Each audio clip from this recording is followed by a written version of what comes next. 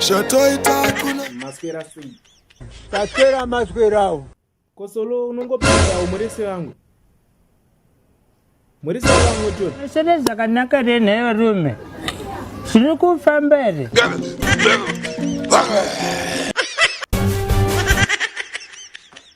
Marabha chiko kono. Mudzimu eta si. Wani ibata. Kona ngokwana. Twabam. Imabani. Akutedzera kuti twabamu kuti kumashuro kuti. On Prophet Fashion. No, Fashion Java Records. Oh ndiwe. Ngori mumwe zvakwatogara watonyarara zvako kutoti zi. Ndagara ndakatokumaka mfanewo. Unombotanga uchindimaka. Ndakatokumaka. Wapedza wangondida iye. Ndakafanana neboyfriend yamunhu. Ndakanga uchijamuka zongopedza wangoti baba masquera. Papa.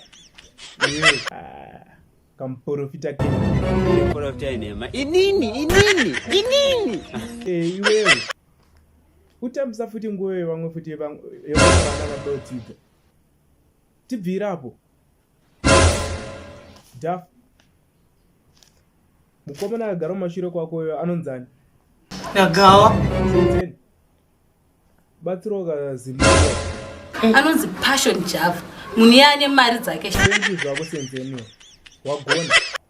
Pakutandara kwamunoita muchidya nyaya. Nemunhu waMwari.